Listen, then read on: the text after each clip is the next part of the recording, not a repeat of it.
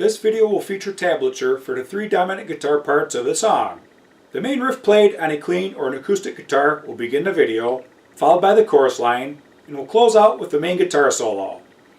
Each tab segment will be followed by a quick demo of the guitar part that it featured. The tuning used in this video and on the record is E-flat and 440 wavelength calibration. If you're unsure how to tune E-flat, please watch the video on this channel. E-flat tuning and enharmonic notes for guitar and bass by Marc Wilson, and then return. We will start out with an open low E string just so you can check your tuning. In E-flat tuning, all 6 strings are tuned down a half step in pitch below standard. Here's the low E string.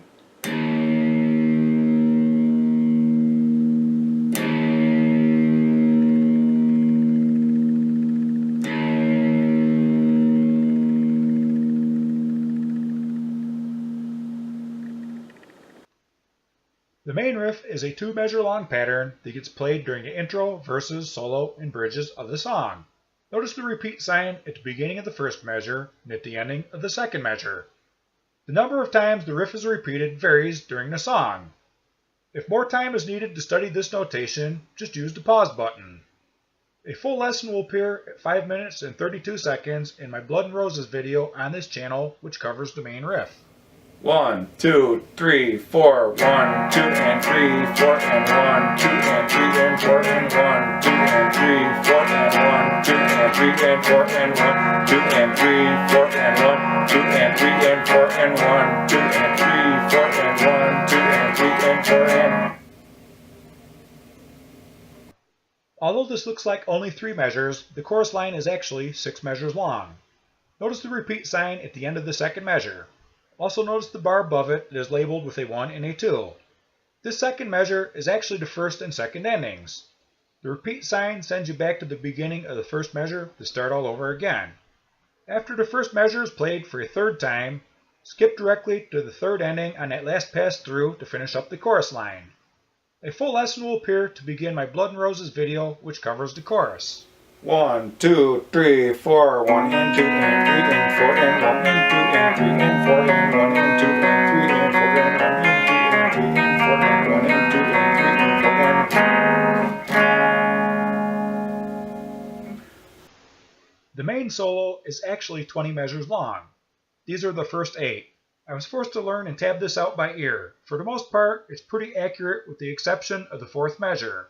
On the record, it actually stays on the 10th fret at a high E string for the rest of the measure, like this.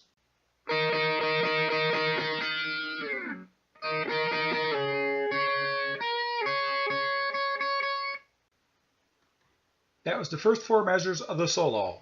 I did it a little differently by mistake, but with the same feel. Different notes that work because they were from the G major scale were accidentally used. Remember that the key of G major has only one sharper flat, in this case F sharp. The rest are natural notes. Here's what is tabbed out and what was done in my Blood and Roses video, which covers the main solo.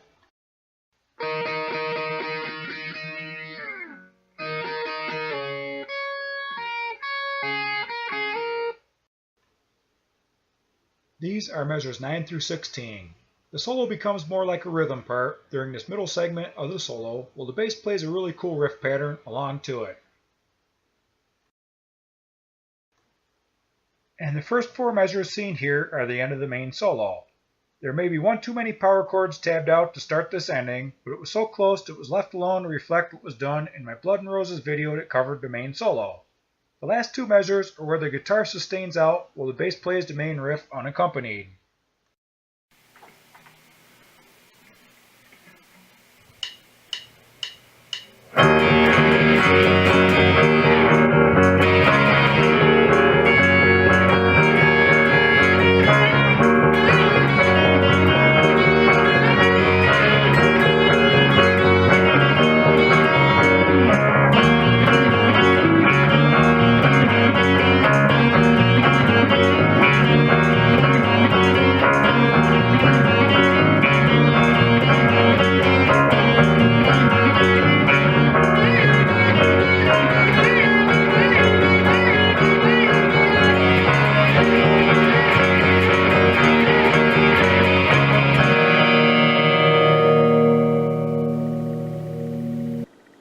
This video is actually meant to supplement an earlier posting of this song broken down into 4 videos.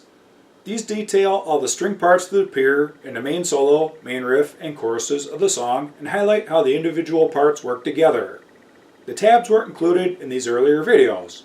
Regretfully, it wasn't thought of until much later. This particular set of tabs was made available upon the request of a subscriber. For a more detailed lesson on any of these parts, please watch the following videos listed in the next segment. I'm Marc Tex Wilson. Thanks for watching.